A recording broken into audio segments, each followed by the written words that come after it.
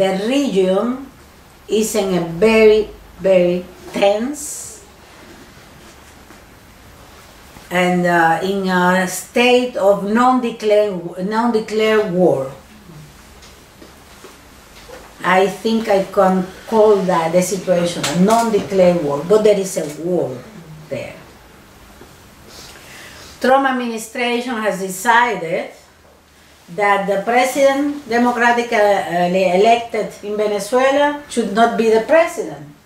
So the guy won the elections, and since that day they said we will not recognize the results because they were preparing the situation now. He won the elections in May, and he took possession in January 10th. And in advance they were saying, no, he's not the president, we will not recognize him on January the 10th, so everything was prepared with that purpose. Economic destabilization. Remember, Venezuela is a huge country with huge borders. It's not an island. Huge borders. Through the borders, destabilization. Now, Trump administration has decided they will send humanitarian aid to Venezuela, which is a Trojan horse. It's the tactics of Trojan horse. They are sending, you know, bad food, poison food, there. The food is stock, or nobody knows if this food is containers, no? You will never know if there are weapons there. Absolutely. Is to try to go through the borders there and to invade, because Mr. Trump, the General Secretary of the Organization of American States, which is a traitor, they already said that all the options are on the table, even the invasion. So we are now in front of a Cold War situation again, and to a possibility of military intervention in Venezuela. And this is a possibility.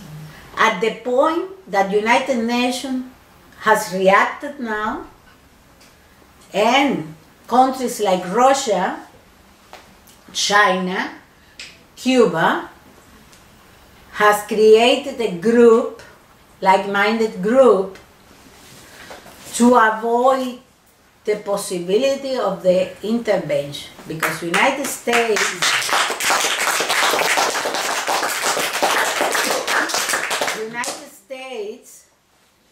is preparing the invasion, saying that they will introduce humanitarian aid.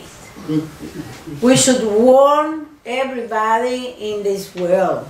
If you go to the media, you will not find this denounced, but only that Maduro is a regime is mistreating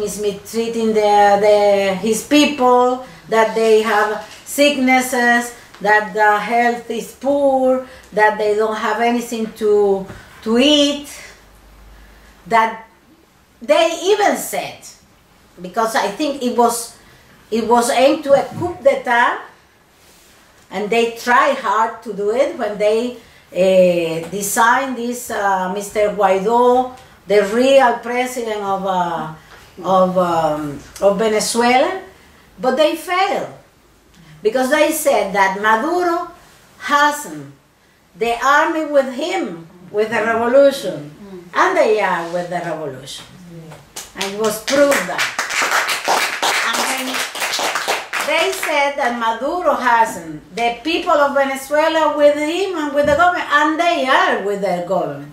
They elected their government. This is the government they elected. That's clear.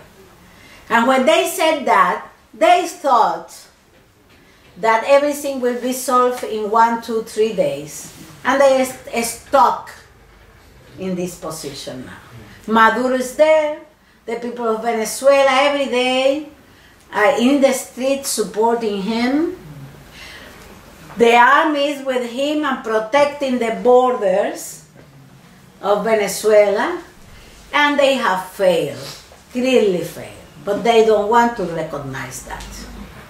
And the United States is trying, the Security Council of United Nations, to get the approval for this kind of military action, which they call humanitarian intervention, or the duty to protect. Like Syria. So,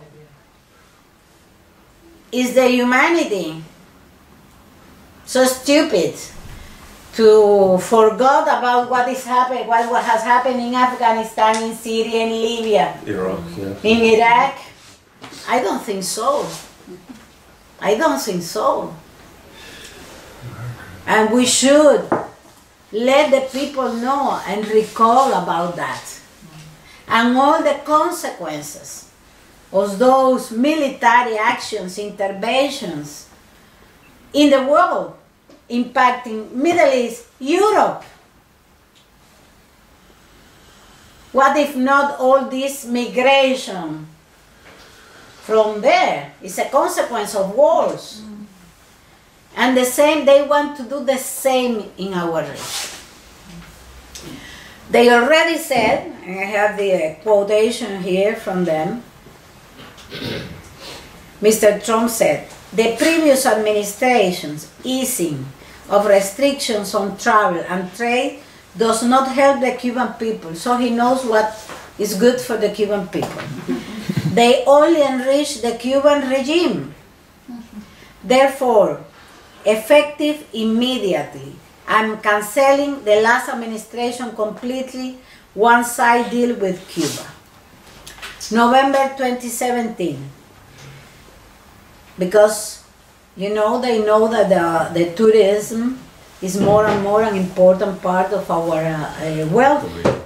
So they released a list of 180 entities with whom financial transactions would be immediately prohibited.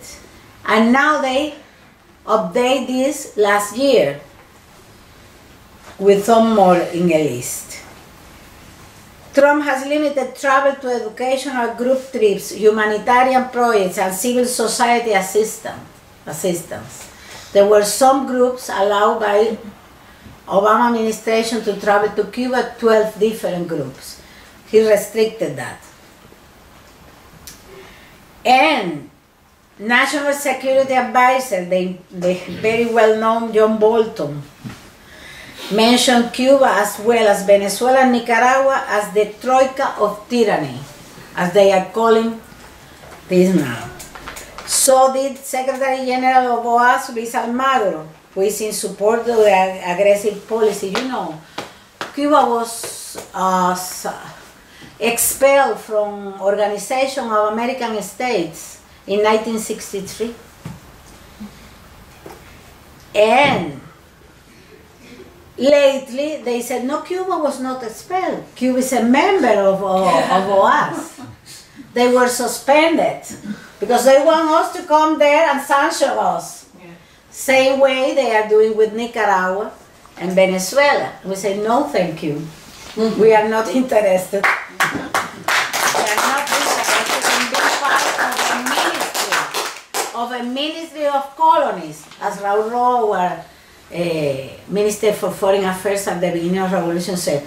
oust is a ministry of colonies. We don't want to be part of ministry of colonies. And they are very instrumental now in Trump policy. And their aim is to divide our region. As a matter of fact, now there are two groups, the ones for sanctioning Venezuela and the ones against the military intervention, which is our main aim now. It should be our main aim. The government of Venezuela has already said that they are ready to talk, to have a serious dialogue. They always said that. But those people now said, there is no time for dialogue now. We should act. They don't want to talk. Clearly, they want to invade Venezuela. And Venezuela is one of the richest countries in the world. And it's all about that. They took over oil in Middle East, and they wanted to take over the reserve of oil of Venezuela. So we, all the revolutionaries in Latin America, our duty is to impede the military invasion to Venezuela. Let the Venezuelans do whatever they want to do with their country, and if they want to talk and have a dialogue, let's have a dialogue. But they don't want to talk now. They want to invade. And this is currently the situation in the region. They have been moving. Cuba announced some days ago that the troops from the United States are now reinforced in Puerto Rico with the names of the airport where the troops arrived. The Minister for Foreign Relations of Cuba, they announced in public that the United States is moving troops to Puerto Rico, to the Dominican Republic, and to some other islands in the Caribbean. They have already bases in Colombia. 5 big ones. So the aim is to, to be ready to invade. I should say that for us, it should be first priority to avoid that. Because if that happens, it will be a bloodbath. The Venezuelan people will defend their revolution. They have a people's army, like in Cuba we have. We're the one with the weapons, and we will defend our revolution.